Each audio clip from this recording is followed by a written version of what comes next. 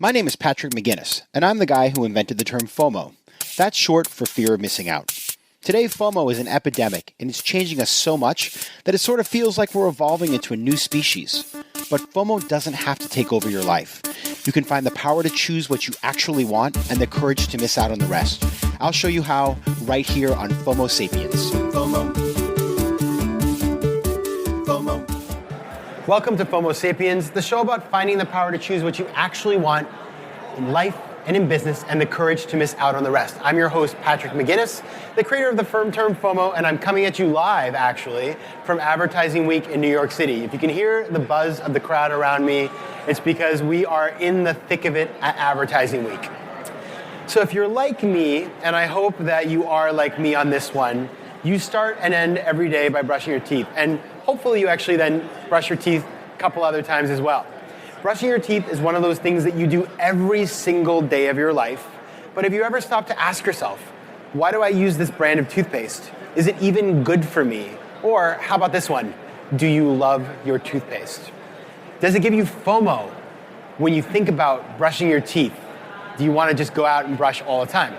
Well, my guest today is Craig Dubitsky. Craig is the friendly founder and CEO of Hello Products, a disruptive and I would argue fun startup that's changing the oral care industry. He's the co-founder of EOS Products, also a disruptor, but this time for lip balm. And he's also an early investor and board member of Method, the green cleaning products company. Not surprisingly, given all I've just told you, Craig was named to Advertising Age's Creativity 50 as one of the most influential and innovative creative thinkers and doers. And I'm so excited to have Craig here with me in the studio live at Advertising Week. Who knew? Thank you for having me. Welcome. Thank you. We're going to turn the volume up because I've been here all day. It's been a crazy day. And now this is the fun part. We get to talk about building crazy, amazing brands with somebody who does it all the time. Let's do it. So Craig, before we get into all the cool things you've been done in your career, I want to ask you my favorite question, which is, what is giving you FOMO right now? Wow. To be asked that question from the person who created FOMO is a burden for me. What's giving me FOMO right now? You know, I don't really have FOMO. I might need a new acronym. I have FONT, fear of not trying. I just want to keep trying more stuff. So I love it. Yeah, no FOMO, just font. So it's funny is that the point of the show is to look at FOMO and then figure out how to beat it. You already did it, so you're the perfect person to come in and talk to us today. Yeah, I'm ready. I think if you can figure out what you love to do, you're way ahead of the game. You're already doing what you love. So I totally agree. What am I missing out on? I mean, I'm sure there are plenty of things. Maybe ignorance is bliss, but I feel like I'm the luckiest person basically you just met. So that's awesome. Excited to be here. Yeah. Okay, good. Well, I accept your answer. Thank you. Final answer. So I'm going to come clean in the beginning, which is that I grew up in the state of Maine, and one day I worked as a temp at the Toms of Maine toothpaste factory. My job was there were boxes of toothpaste, and I had to put a sticker that said dentifrice, which is French for toothpaste. Mm-hmm. Like they actually had somebody do this. Go to each toothpaste box and put the little sticker on it. That was a job. And I did it for one day, but not a great day of work. But what I learned that day from the people who worked in the factory was that the toothpaste that I had been using, and it was one of those brands that most of us use, mm-hmm. I learned about how much sugar and additives and all this crazy sweeteners and things were in there. And it really blew my mind. And that day, going forward, I started using Toms of Maine. And then a couple months ago, my college friend, Amy Calhoun-Robb, who works as VP of Marketing at your company. Shout out, Amy. Hello, Amy. She told me about Hello, and I decided to try it, and I've been using it ever since, and I'm loving it. But, that kind of goes to the story that you have this very large industry, which does have these dominant kind of incumbent players, and you've had one player come in kind of the natural space, which is Toms of Maine. And now you have come in as this kind of fresh company that is doing something totally new, but somebody who was walking down the aisle of a convenience store might have seen Tom's and said, well, that space is taken. You saw something different. What inspired you to start this business? I actually wasn't all that far away from where we're sitting right now, and I was in a local pharmacy, and I walked by the oral care aisle, and I'm a very visual person. I'm not visual in terms of having anything to look at right here, but I'm always looking. And I saw out of the corner of my eye all these tubes of toothpaste, and they had pictures of extracted teeth on them, like with the roots dangling down. And that honestly kind of skeeved me out. I thought, what is that? What the heck? Yes, what the heck is that? The last thing I ever wanted to see was an extracted tooth. Like, how did an extracted tooth, the thing I was trying to avoid at all costs, become the icon, the global icon of good oral health? It's like the ambulance drives by, and there's this staff with the 2 snakes twisted around it, and God forbid you're sick or you're having a heart attack. You don't say, get me the guy or the gal with the staff and the 2 snakes. Like, how did these things become icons for health? So I looked at the extracted teeth, and it kind of freaked me out, and everything in the category was literally focused on killing and fighting. So I'm reading the copy in the store, and I'm like, kills this, fights that. Everything was negative and aggressive and, bellicose. And I thought, that's really crazy. And I'm not a chemist, but I flipped over one of the products and I saw saccharin. And I'm like, saccharin? Didn't they vanquish that from diet soft drinks decades ago, 30, 40 years ago? They? Yeah. I'm like, why is that in this product? And then I looked at this other ingredient. I'm like, triclosan. I don't even know what that is. Why is that this call-out active ingredient? And I Googled it and I saw that the FDA had banned triclosan from hand soap years ago. Whoa, wait, you can't wash your hands with this ingredient? You can put it in your mouth? And your kids' mouths? I'm like, that's nutty. And just thinking about the category, again, everything seemed to be based on fear and shame. Like, if you're not whitening, you're frightening. If you're not killing, eliminating, or destroying everything in your mouth, I like to rhyme whenever possible. So if you're not doing all that stuff, killing, eliminating, fighting, destroying, you're not going to get paid and you're not going to get laid. You're not going to get the job. You're not going to get kissed. It's all over for you. And the dentist is going to drill, fill, and bill you. That's what's going to happen. It's all about fear. So I thought, well, I like to think as humans we're a little bit more evolved than that, and we don't need fear to be the driver of all of our decisions, right? I'm just scared, scared spitless. I better buy this stuff. I better do this. So I thought of the friendliest word I could think of, because nothing in the category seemed friendly to me. So I trademarked the word hello all over the world. And it's called Hello. So did you ever think, maybe I should call this company Fort, Fear of Rotten Teeth? Did that never cross your mind? Didn't come to mind, but that's now. negative. That's scary, right? That's a scare tactic. Fair enough. So I was keeping it on the positive tip. And, I brought product with me. If you're listening, I'm sorry about that. But if you're listening, just log on to the website. Just log on. Yeah, log on to the website, helloproducts.com. This is a fluoride-free product, and literally next to every ingredient, it tells you what it does. Yeah. Nobody does that. I mean, who does that, right? But to me, that was really important. To us as a company, it was really important. So I'm going to show you something else really crazy. So don't try this at home. But this is a fluoride-free Hello toothpaste. So never do what I'm going to do with anything, let alone a fluoride product. But you ready? It's visual. Do it. Get it done. You can't unsee it. You ready? Oh. Wow. I think I took down a lot of it. It's probably all over my mouth right now. It is, but I mean... But it's really good. You could do that. If I did that with some other product, you'd be calling, the ambulance right now, the people with the staff and the snakes around it. And the other thing is, if you check out this tube, it keeps coming back to its shape. Yeah. Because I feel like we're saving marriages and relationships. Because people fight over which end of the tube you were incorrectly squeezing. That's such an interesting design point, because when I think about, I have these toothpastes in my house that are, you're leaving a lot in the package. It's unattractive. And it didn't even occur to me, but this looks the same whether it's full or empty. That was my entire design brief. Literally, it should look the same the day you discarded as the day you bought it, and it should be pretty enough to display. So Hello is different, right? Hello is different in terms of its brand identity, in terms of its formulation, in terms of just the basic things like the packaging and how. But what is the, as you think about how you came to these insights, or what is sort of at the DNA of Hello, what really makes Hello different than anybody else out there? It's going to sound trite, but it's always the people. It's always the people. If you have the greatest idea with the wrong people, nothing happens. If you have a modest idea and great people, they'll turn that idea into a great thing and a great company, because a company is just a collection of people. So I worry that it sounds trite, And I apologize if it does, but sometimes things become trite because you hear them so often, but sometimes you hear them so often because they're true. Yeah. And in this case, it's true. We have an amazing team of people.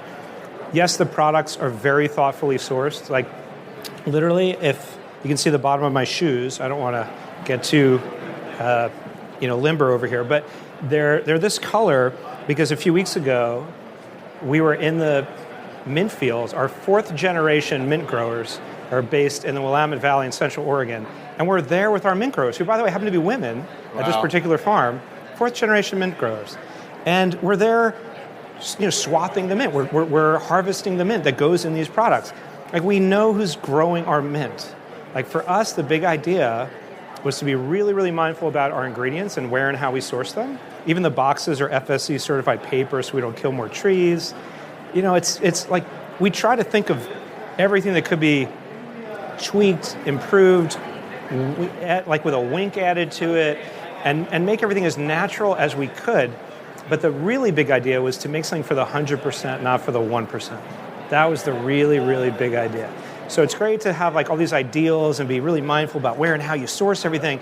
But if it's like $1,000 a tube, you're not really helping anybody. That's like a design exercise. The big idea, again, was to make a better product that everyone could afford. So I like to say, although it's for the 100%, not for the 1%. And that is what drives us every day. And that, as like a beacon, a rallying cry, is what gets people to join the brand. Whether they join us at the company level to come work together with us, not for us, with us, or to seek us out online or buy the product wherever they shop, because it's available everywhere. And that's in our DNA. Like, this notion we can make personal care personal again. And in this case, since I ate this toothpaste ingestible. And you look happy, by the way. It's been a couple minutes, and you look... I feel fine. I haven't had any water, nothing. Healthier to me. Thank you. It's great. I'm certainly friendlier, right? My breath is good. Yeah. So yeah, we care about people. That's what it's about. You mentioned, and this is one of the things that surprised me, is when my friend Amy said, you got to check out these products. So we were at our college reunion at dinner, and of course I thought, well, this sounds kind of cool. I'm up for it. I logged into Amazon, and the price point was accessible. And it's so interesting because when we think about natural care products, there is this legacy that somehow only rich people should be allowed to have things that are pure and organic and natural and are thoughtful and good for the earth. Like, somehow some sort of luxury to be able to enjoy those experiences. But of course, you're absolutely right. This should be something that's for all people. Absolutely. But I imagine when you came out with the product, there was pushback around that. And that, some people said, can you really have this kind of product in a CVS? Will this work? How did you manage to go mass early on? What was the proving point to be able to say to people, listen, we can make this work. We don't just need mavens or early adopters. Sure. I was very fortunate to have had past experience with brands like Method and EOS that had really attracted passionate and impassioned followers, users. I never use the word consumer. I call that the dreaded C word. That's like a bad word. We're people. We happen to consume things. So I really shy away from the word consumer. And having had this experience with Method and EOS and seeing that people, if you pay really close attention to the details in your product, you can create something that will actually, it's going to sound, again, a little soft, but create love, like some emotion in a category that hasn't really had much positive emotion. Yeah. People were buying things because they felt they had to, or it was on sale, or it had some brand badge value that made them feel extra special, and they were willing to pay a premium for it. We just wanted to make stuff, again, that was like everyday awesome, that you could fall in love with, but use every day. And if you just create a bright spot in someone's day, just a little thing, a tube that doesn't crinkle, a flavor that tastes great, all the no's we have, no artificial, dyes and flavors and sweeteners and all that kind of stuff. You create something that people end up falling in love with because they use it every day. And it greets them, right? It says hello in the morning. It's kind of cool before you go to sleep. Yeah, it's cheerful. I when I use it, I feel like I wake up, it's there, it's part of my day, it's part of your routine, and if you can feel good about this product that could become very mundane, but if you can feel like it's exciting. So for example, you have the charcoal, which I use in the morning, and it's kind of like a little adventure to brush your teeth, isn't it? Yeah, your mouth turns black. It's incredible. And then your teeth become white. Oh, yeah. And it really works. It really whitens. It really is fresh. And people love it. And again, it's taking this everyday thing, and sometimes it just takes a little tweak to something to make it awesome. And make people go, wow, like I never thought about that. I never thought about what was in my toothpaste, like you were saying. I didn't realize that toothpaste doesn't have to be white to actually whiten my teeth. Like it's these moments where people get surprised. It's the old surprise and delight stuff. Yes. Except it's real. It's not like some prefab, we're going to work with an agency that's going to do some insights work for us and figure out what the most delightful thing is to the largest number of people under the fattest part of the bell curve. Like, people don't really know what they necessarily want, and they know something's bugging them, and they sometimes can't even articulate that. So for us, we like to play around, experiment, move really fast. We're nimble. That's the other part of the magic that makes us different. Going back to your original question, why are you guys different? We're really fast. So the mouthwash is an example. We went from concept to fully commercialized product on the shelf in 4 months, which is pretty fast. How do you do that? Like, what is the secret to moving that fast? The power of conviction, really passionate team.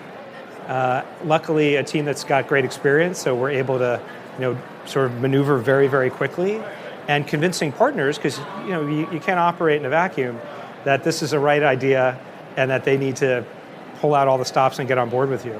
And this whole notion again of making a better product that people can fall in love with, it's very intoxicating for folks. And we're very close with our growers and our manufacturing partners, and we get them fired up, because people don't tend to go to the bottle plant and say, you know what, you're not making bottles, you're making art.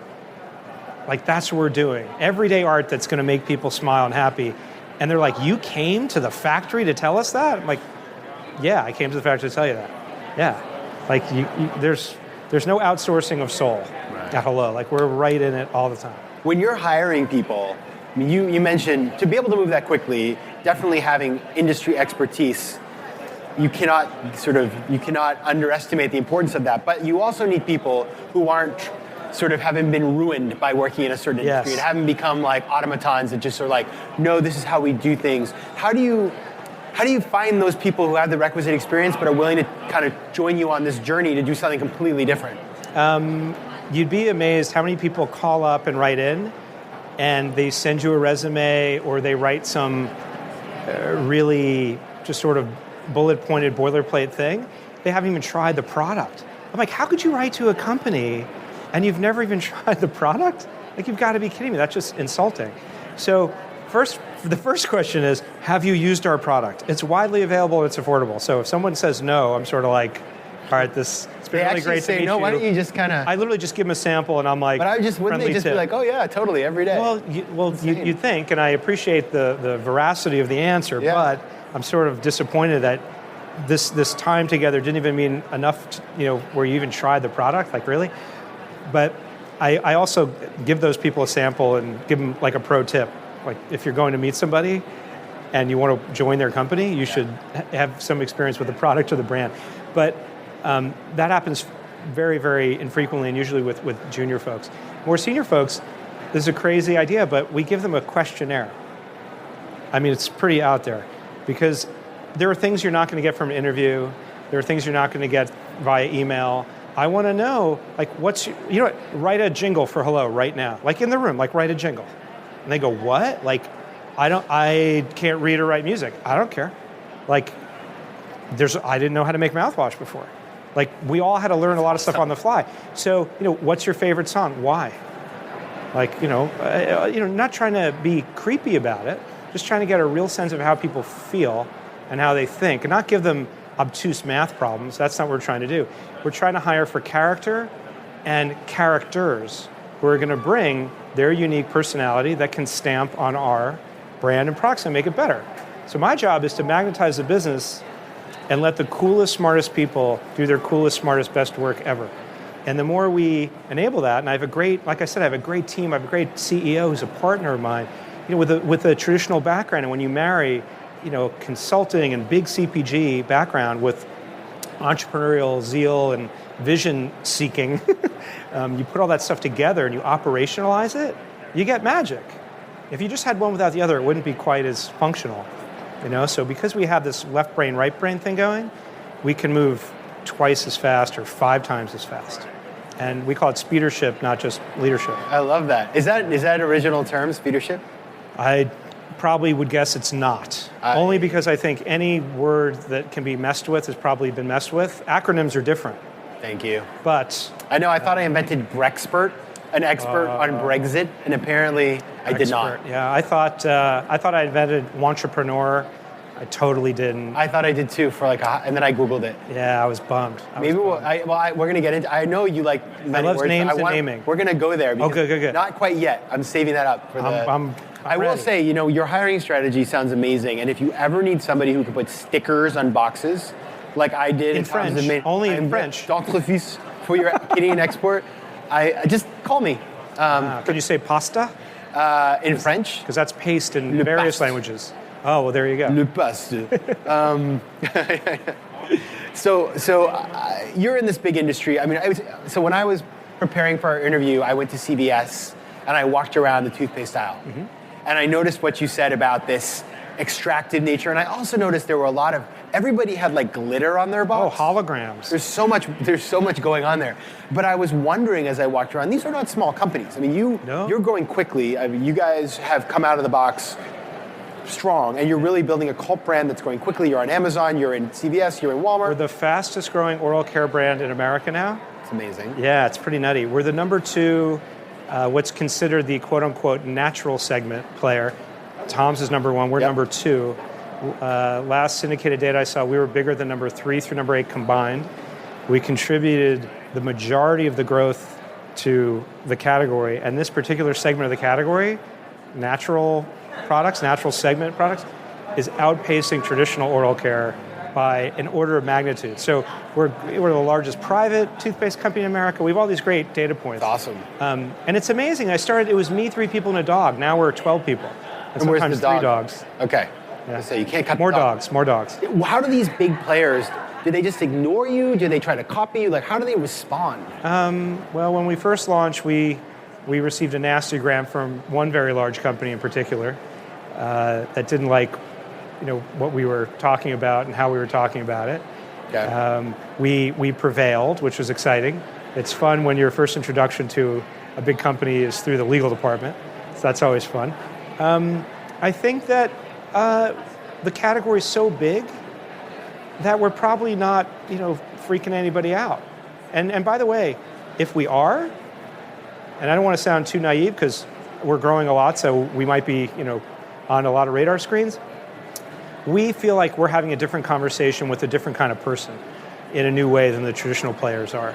And frankly, everyone thinks the little guy hates the big guy. It's David versus Goliath. You hear that all the time. I don't feel that way at all. I don't have any animus towards big companies. I actually think the dirty little secret is small companies wish they were big companies. And I think in a lot of ways, big companies wish they could behave a lot more like a small company. So I think part of the magic will come over time with how big companies get a little more nimble and funky, not just, we're going to set up internal venture departments and we're going to set up incubators. That's a step in the right direction. But I also think small companies have to learn how to step up their game a little bit, hello included, right? We're really excited about where we're going, but we never forget that this is a $40 billion global category, effectively owned by 3 major players. So we always want to be respectful. Our goal, again, is to just make the best stuff that the most people can buy and fall in love with and make it as natural as we can do that. And if we just stick to that, it's like the signal-to-noise ratio is going to just go away for us because that's our signal. We're pure. We're putting that out there. Whatever anyone else is doing, that's cool. Like, good for them. We're focused on, bringing naturally friendly products to everybody. So you clearly, you're doing it, and you're doing it well. Thanks. And these products, as I said, I am not a paid endorser, but You're an actual user. I do, and I love it. It's fun. It's I really love I started with the mouthwash. I moved to toothpaste. I'm enjoying all of them, but I have to ask. It always looks good from the outside. You've been at this for a while now. We were talking earlier before we started taping about 6 years. This whole sort of entrepreneurship hype, what I call entrepreneurship porn. I'm sure you've made mistakes Oh my God. And so, and you don't seem like the kind of person who would be unafraid to tell us about them. So what have you gotten really, really, really, really wrong? Let's see, with in general or with hello? Let's start with hello. Okay, good, because it's a longer list. We could devolve very quickly. The first launch of hello, we had really exotic custom packaging that in fact was so differentiated, no one could tell what it was. That was a big mistake. I mean, we were basically trying to break every category norm we could, apart from the fact that it was toothpaste and mouthwash and breath spray and toothbrushes. The toothpaste was so sort of hyper-focused on environmental aspects that we could fit like 12 ounces of product in a tiny vessel. Like it looked very deceptively small, but volumetrically it was incredibly efficient. And it was like beautiful. Really concentrated? No, the goop inside was the goop. Like okay. We didn't change anything in terms of the concentration, but the ergonomics and the engineering of the package and the shape of it was so funky that we could fill it in a tremendous way in terms of the volume of product that was in it. But the problem, because we didn't want a secondary package, I didn't. I was like, boxes are terrible. Why do we want that? We're just going to have this beautiful thing. And it was white and it was soft touch.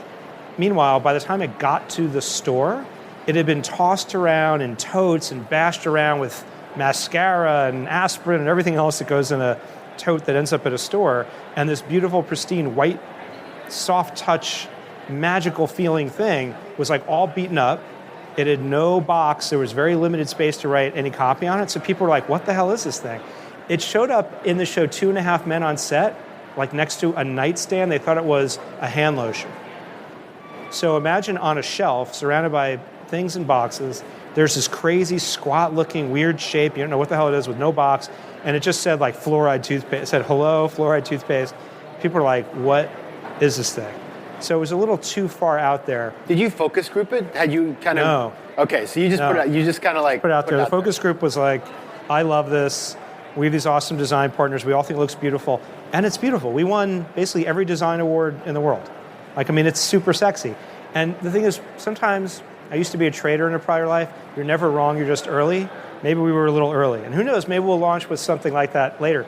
But we basically decided, all right, we gotta stop this really fast. And we built tools. I mean, we made custom tools to make these custom bottles and custom tools to hold the custom bottles so that when they went down the line, they could be filled. I mean, wow. This is a major investment. Yeah. So we learned, and we have no laurels ever to rest on.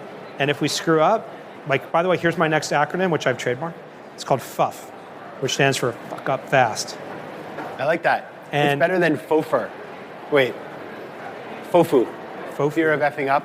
Yeah, no, I'm like fuck up fast. Yeah, so if you can have fudge up fast. So if you screw up, you got to fix it really fast. And if you don't try, that was my earlier thing, right? Fear of not trying. You'll never know. If you don't try, you've already failed.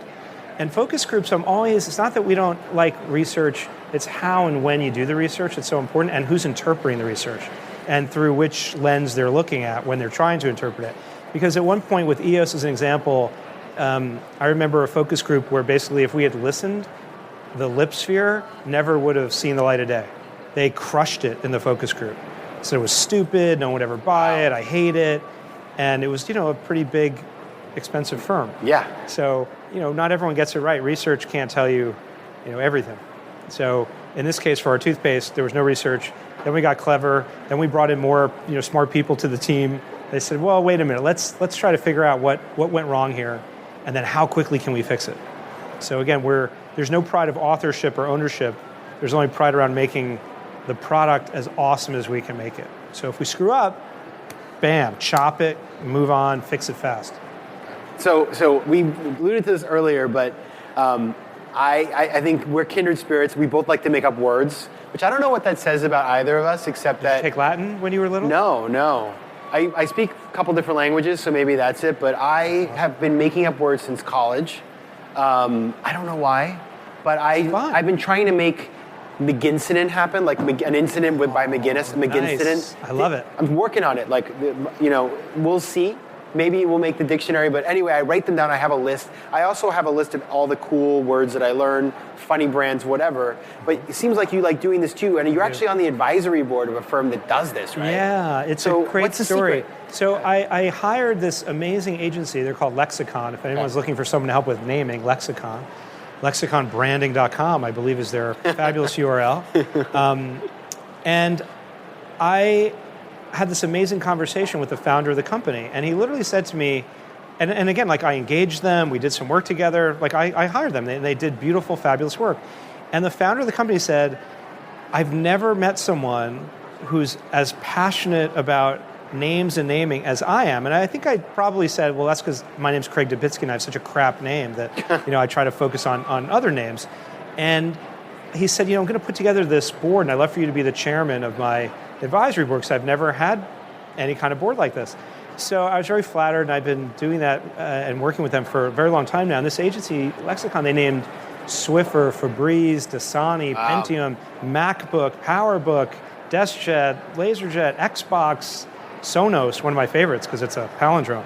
And they have, I think at one point, and I could be wrong, the number may be greater than this, they had 83 linguists around the world, and this is what they do. They come up with names, and of course all the legal bits and the web-related functionality, like is there a URL, can there be a URL? But it's really coming up with words that are going to be, I think, immediately evocative. That's where I went with hello. It's like, no matter what country you're in, doesn't matter what language you speak. And by the way, the number of actively spoken languages keeps decreasing. Yeah. So you could be in a very far away part of the world, and they know what hello means. So it's a really interesting word, an interesting word for a brand, because people get it. It doesn't mean anything other than what it means. And it's broad, so you can take, I'm sure. Yeah, we're hello products. You're thinking about where you're going to go.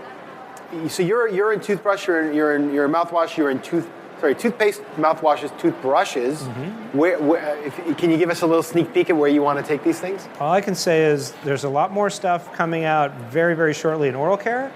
And by the way, speaking of words, like another word we trademark is replenishment. Every word I could misspell that ends with M-E-N-T, spelling M-I-N-T and having fun, and minteresting, because we got that one. So I love wordplay. It's like my favorite thing. So we are definitely... You're a mintellectual.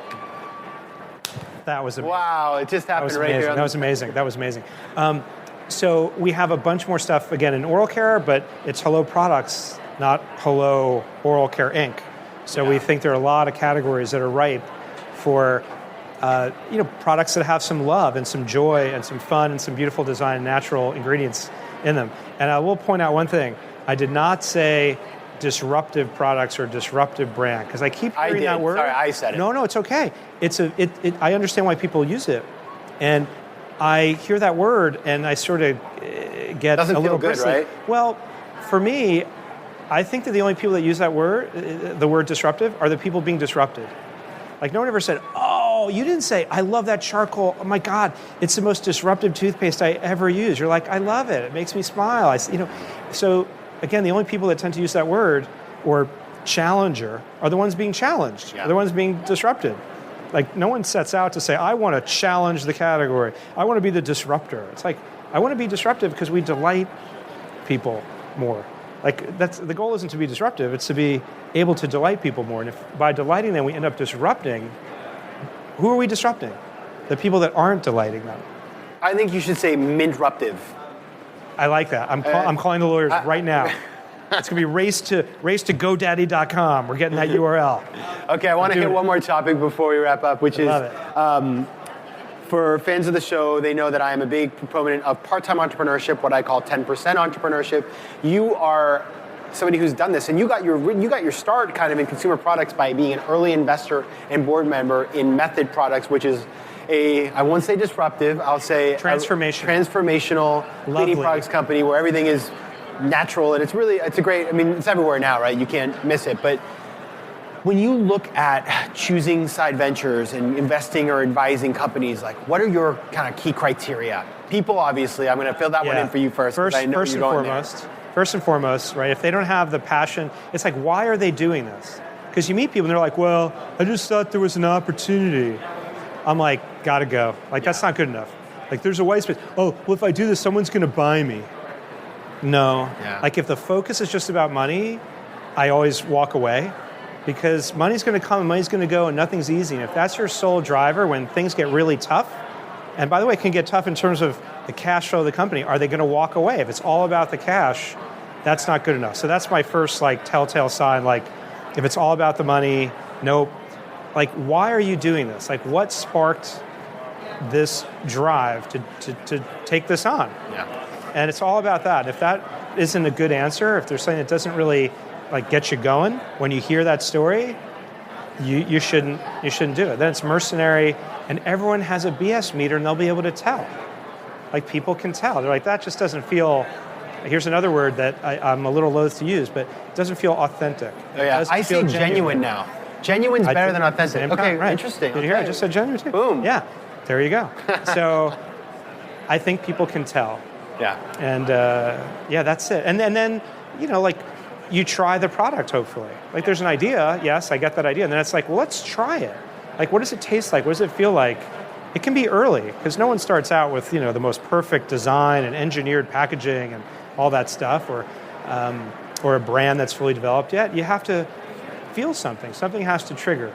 And if it doesn't, if your spidey senses don't tingle in a good way. Yes, and what I'm hearing, this is so important, is FOMO is not an investment strategy. A lot of people invest because their friends investing.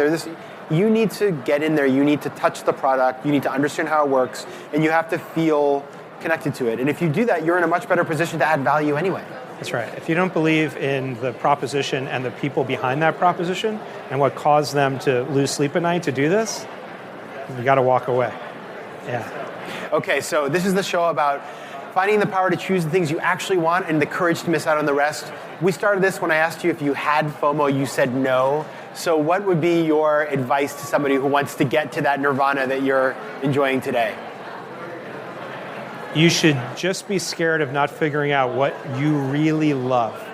If you love brands, if you love canoes, if you love, fill in the blank, do everything you can to figure out how to form some kind of a business, some kind of a venture around that, because it'll never be work for you.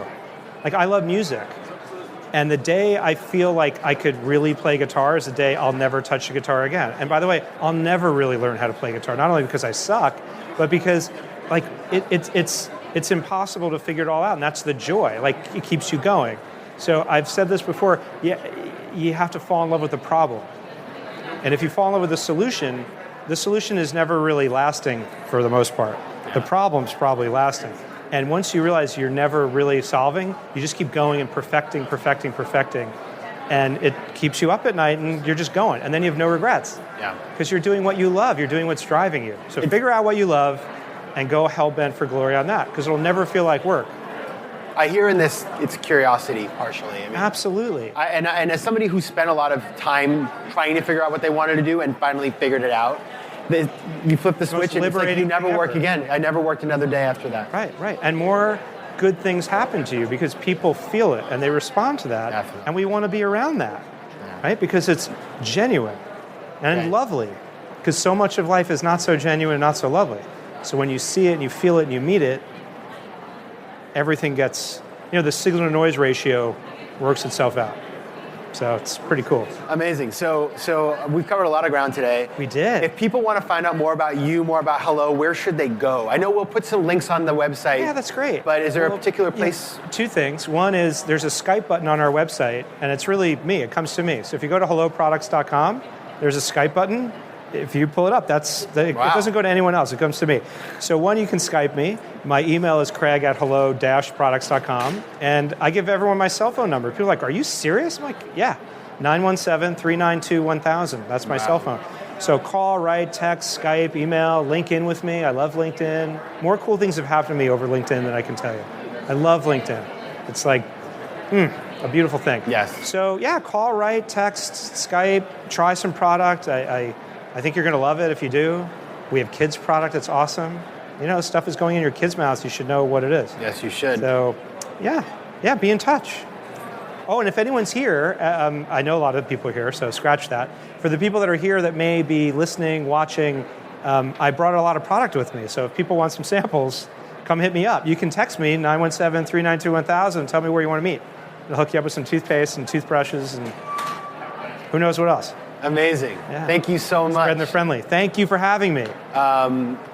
So I want to shift gears to end the show here with my classic faux moment of the week. That's the moment that, to me, kind of embody what is FOMO.